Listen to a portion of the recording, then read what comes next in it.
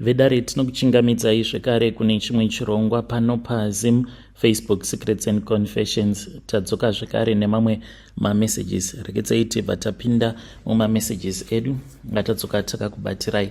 Message edu yekutanga yakamira sekudai so. Hanzi zita rangu ndinoitwawo Chiedza, not a real name.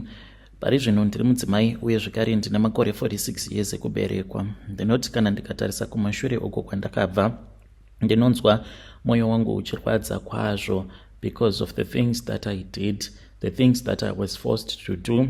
Ipapo ndaitozviona sekunge ndini ndinorera. Iko zvinozvo ndinoti kana ndikaona vasikana ava vechidiki vanenge vachimhanyisana nadzo mbinga ndinotovanzwira tsitsi. I am filled with so much regret nekuda kwezvandakaita ipapo pandainge ndichiri ne22 years, but ndakatanga kuita musikanzwa from a very young age. Apa vabereki vangu vainge vatori vafundisi, but because ndainge ndichida zvinhu ndaiva munhu ainge asingatomboteereri. Dzimwe nguva ndichitotiza pamba ndobva ndatoenda kumaclubs. Makore acho ipapo patakakura kwainge kusati kwava nezvemaslay queen, but dai anga ari nhasi ndisu taitova maslay queen acho awo ainge achitonzi anotopisa paHarare. So at that time apo pandainge ndava ne22 years ndaiva neimwe boyfriend yangu uyo ainge ari munhu ainge aine mari dzake, aiva nemakombi akawanda kwazvo, saka aifarira kunwa doro, chainge chiri chidhakwa chekupedzisira. Saka takangosanganawo mubhawa ndokubva andipfimba. Nekuda kwezera rangu akabva ati ainge ava kusada kuita zvevamwe vakadzi vaaisangana navo mubhawa, ainge achida ini chete, ende iniwo ndaifanira kuti ndige ndichizongoda iye chete. Takabva tawirirana paya ndokubva tatanga kufambidzana mune zvakanaka paya. I was 22 by then. Nerimwe zuva akabva achizonditora makabva azoenda neni kuhotel. Tiriko kuhotel kuya ndokubva tachizoenda kune kamwe kamini bar, ndiko kwandakazosangana navo minister. When I first met him, it was the man who changed my life. Kana ndainge ndichimbopiwa mari nedzimwe mbinga, aiwa minister ivavo vakauya vakachinja upenyu hwangu zvachose and changed the whole direction that my life was taking forever kusvika pari nhasi. Zita ravo ndichangovati George. He was someone who was well known and vainge vari minister weZANU-PF. I had always loved varume vane mari. This guy, I never thought kuti I would end up with such a guy. Patakasangana ipapo ndega ndakatoona kutoti ainge anakirwa neni. He waited until the guy that I was with paakasemuka, he wanted to answer a call. Akangoti achingobuda mukamini bar muya ndokubva atouya akatanga kutaura neni, akandiudza kuti ainge anakirwa neni uye zvekare ainge achitoda mafone numbers angu. Ndakabva ndazomunyorera mafone numbers because ipapo kana foni ndainge ndisingatotendedzwi kuti ndige ndichiita foni, ndaingova neline apa ndisina foni because mbinga yandainge ndichidanana nayo nekuda kwezera rangu, he was very jealous of me. Ainge ava kutozivikanwa pamba nevabereki vangu. At 2022, that was when I started dating these two guys at the same time. Mushure mekunge ndatanga kufambidzana navo, minister vaya vakanditi since he had found me with another man, he was okay with that. But nekufamba kwenguva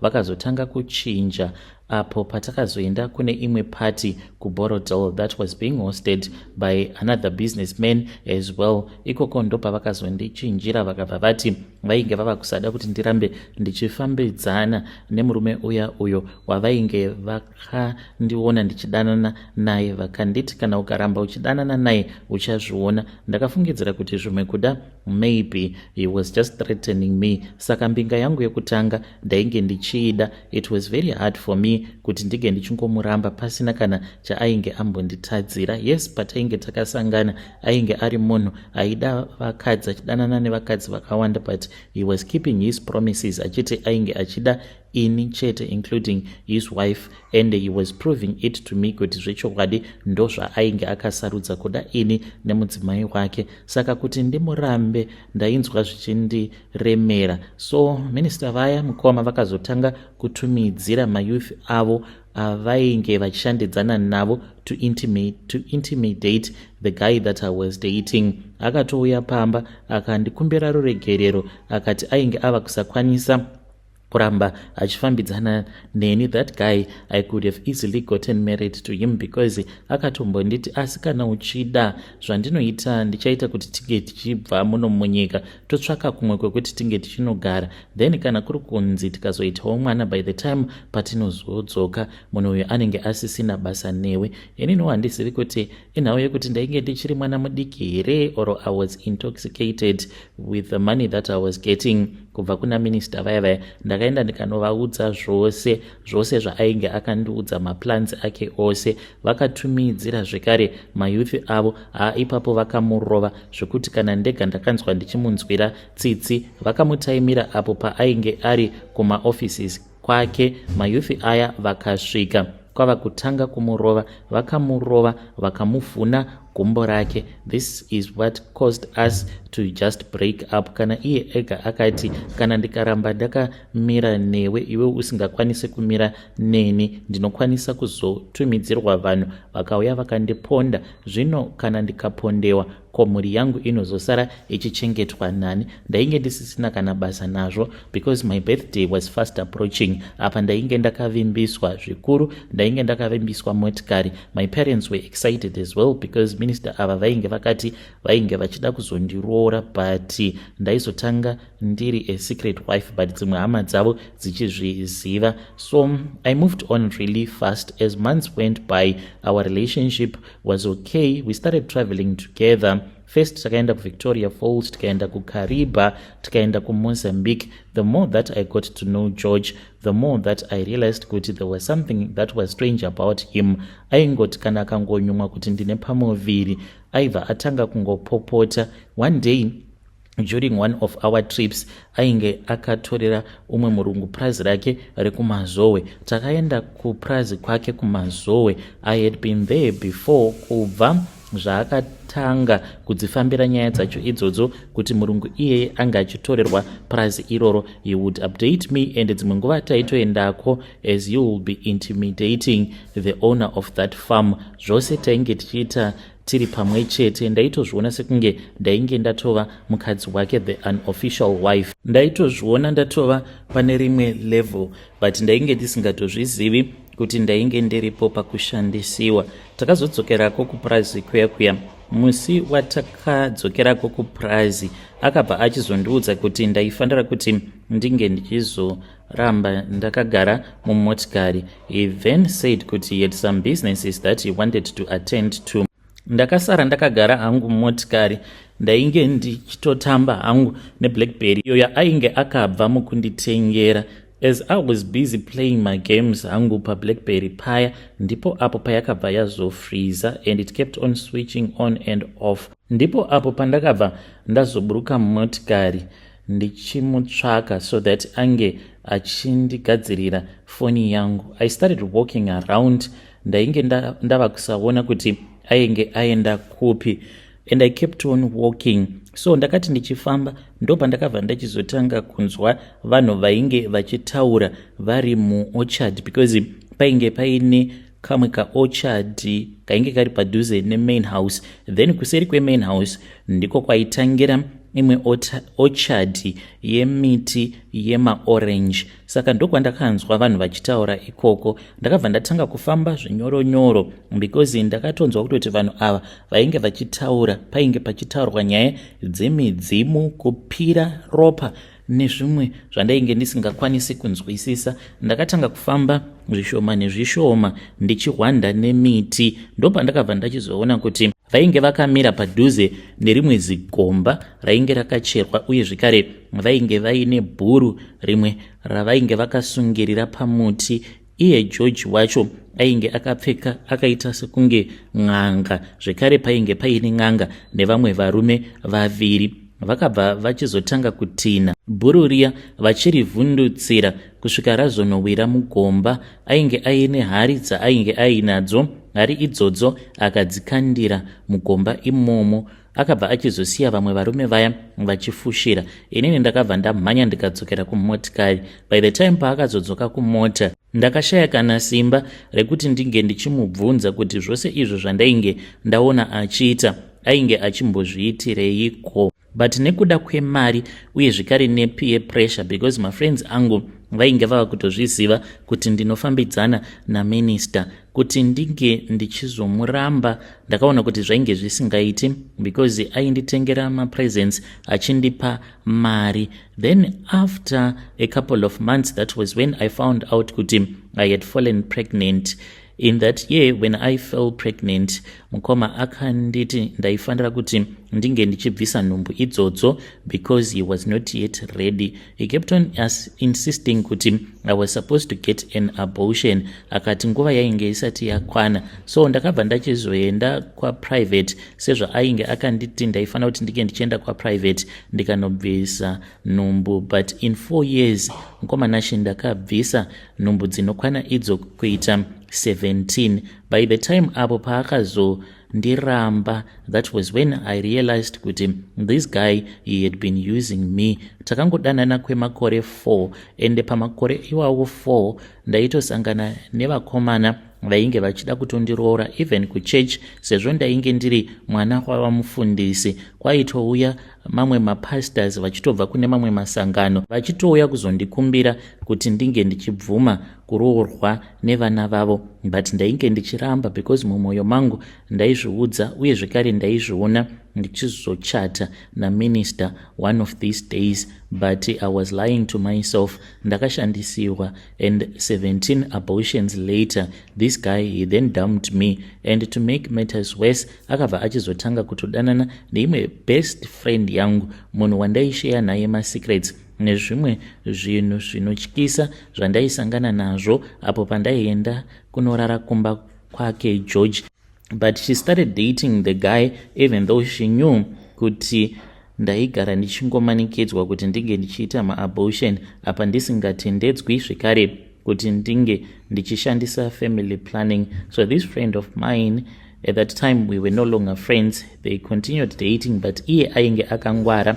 She made sure kuti George akamuendesa kuCanada, ndiko kwaari kusvika pari nhasi atovawo nemhuri yake ikoko kuCanada. She got married. I don't know kuti ane vana vangani, but the last time that I heard was that when she got married, then she had kids, but we never spoke after that. But inini ndini ndakaitawo munyama mukoma, because ndakanonokawo kupepuka, ndakanonoka kungwara, ndakaramba ndichingoitiswa nhumbu. Ndaita nhumbu ndobva ndanzi ndinge ndichibvisa nhumbu idzodzo. So I think kuti zvakazondikanganisa chibereko changu. By the time when I said let me get married, it was already too late. Now I have been married 3 times, and mamarriage angu ose anongoparara nekuda kwekuti handikwanisi kutozvara, not because ndakazvarwa ndiri ngomwa, but ndakabvisa nhumbu dzinokwana idzo kuita 17. Ndinogara ndichingonamata usiku nesikati ndichiti zvimwe kuda Mwari vachandidzwirawo tsitsi ndikabatirawo pamuviri. Right now ndava kungozviudza kuti chero zvazvaita, chero ndikanzi ndamitisiwa kunyangwe nebenzi, kunyangwe mbavha ikapinda mumba ikandibata chibharo ikandipa pamuviri, handisisina kana basa nazvo. Mwana iyeye ndinomuchengeta ndiri ndega. But with the way that I had so many abortions, handizivi kuti ndinokwanisa here kuita pamuviri pacho. Mukaposta nyaya yangu ndizivise ndichange ndichizotevererawo ndiri mucomment section. Vedare ndo message iyo yandakatumidzirwa ichibva kuna vanzvadzi vedu avo. Ngatizamei kuti tinge tichitaura navo vanzvadzi vedu ava mucomment section. Zvakangooma hazvo vedu we, hanzi ndakambodanana nevamwe minister. Pakaipa. Regedzai tibva taenda panyedu inotevera. Nyedu inotevera yakamira sekudai so. Hanzi makadi zvenyu mukoma. Ndiri murume uye zvekare ndine makore 30 years ekuberekwa. Ndakaitawo mistake. Madam vakaenda kuchando uko. Kubva zvavakasvikako kuchando, she has been there for the past 3 months. Ndakamboti zvimwe kuda, she is still trying to settle down. But iko zvinozvi kana macalls angu vava kutodropa, and pa WhatsApp she has been blue ticking me. Saka ndizivewo kuti chii chiri kuitika kwavari. As for her parents, they no longer talk to me. The last time that we spoke, vakangonditi saka iwewe wakangwara wakachata nemwana wedu usati wapedza kuroora. Inini nemudzimai wangu nekuda kwekuti mari yainge isingakwani, takabva tazongoitawo court wedding, but hatina kuzivisa vabereki, kunyange vabereki vangu tainge tisina kana kuvazivisa. This was our way, like we had discussed namadam pavainge vachiri kunoku, yekuti ndinge ndichizokwanisawo kuendako kumhiri kwemakungwa. But mukomana, she, now that she is there variko kumhiri kwemakungwa, she does not answer my calls, she blue ticks my messages. Handizivi kuti ndozvifambisawo sei. Mwana agere kuvabereki vake, vanotondipawo cold shoulder. Last month ndakarwadziwa, ndainge ndisina mari, saka ndakabva ndazovatumidzira 2000 rands. Ndikati momboshandisawo mari iyo, ndiri busy, ndiri kumbounganidzawo mari yekuti ndikwanise kugadzirisawo anguwo mapepa neniwo ndikwanise kuvatevera. But vakabva vangondipa cold shoulder, vakabva vati nhai Nkuwasha, kana usina mari wadii kungoregedza kutumidzira mari yacho than kuti unotitumidzira kamari iko ikako kawatitumidzira. On top of that wava kutotipa masanction ekuti ye, saka nemari iyo yandakutumidzirai munofanira kuti munge muchiita chakati nechakati. Ko wadii wangotumidzira vabereki vako nekuti ndivo vane nhamo chaizvo, isu nhamo hatisisina. Kana kuri kunzi tinenge tisina mari, tinongokumbira mai name hidden apa vainge vachibvira mudzimai wangu ariko kumhiri kwemakungwa kuti kana vakangovakumbira mari havambocomplaini, vanobva vatongotumidzira mari same time. Saka ndine pain mumwoyo mangu, handizivewo kuti chandakamutadzira chii. Tainge takasanganawo muno muSouth Africa, akandiudzawo kuti ainge aneta nemaheartbreaks, and then I started dating ye, ndikamuda nemwoyo wangu. Ainge aine problem yehasha, sometimes aikwanisa kungoramwa, aiti kana akauya kusleep over dzimwe nguva aitongondiramwira then over adzokera hake kumba kwake. But ndakaramba ndakakangoshingirira paari, ndikazviudza kuti she was the one, ndobva tachizoita mwana wedu, and then we got married. Ndakatoendawo ndikanobvisawo hongu, handina kupedzawo kuroora, but I thought kuti it was me and her for the rest of our lives. So handizivi kuti ikoko kwaari ava neumwe munhu here, ndoitawo sei, ndomusungisa here, ndoita sei? Please help me. I'll be following through in the comment section. Vedari ndo message iyo yandakatumidzirwa ichibva kuna mukoma vedu avo. Hanzi ndava kutofunga kuenda kana kwandunge kuchipinge kuti munhu uyu ndinge ndichimupengesa, because ndinorwadziwa nemari iyo yandakashandisa ndichiti munhu wangu izvo ainge achitongondishandisa zvake. Ndava kutya kuti zvimwe kuda maybe she is now in communication with her ex-husband. Hey, pakaipa. Regedzai tibva taenda panyedu inotevera. Nyedu inotevera yakamira sekudai so. Hanzi makadi zvenyu mukoma, ndinokumbirawo kuti munge muchindiposterawo nyaya yangu makaviko uchitupa changu.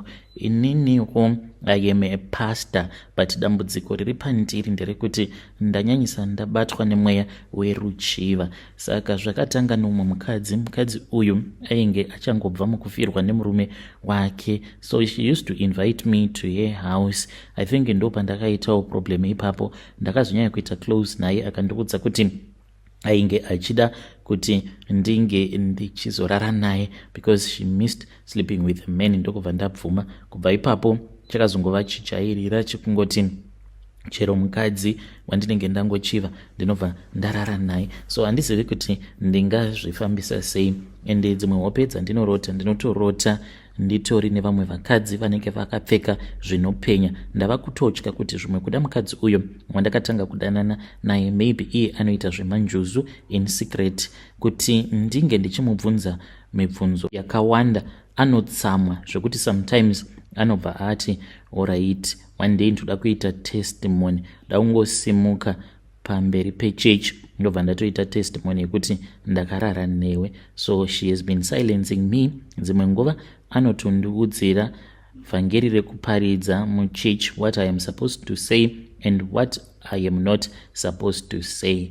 Kana mukaposta nyaya yangu ndisevhiseiwo, ndichange ndichizotevererawo ndiri mucomment section. Vedari ndo message iyo yandakatumidzirwa ichibva kuna pastor avo. Ngatizamei kuti tinge tichitaura navo pastor ava mucomment section. Strange things indeed they do happen in this world. Zvakangooma hazvo veduwe. Hanzi ndibatsireiwo ndingaitawo sei nekuti ndatova neproblem ndinowanzokubatwa nemweya weruchiva. Pakaipa. Ngatisanganei zvekare mune zvimwe zvirongwa zvinotevera.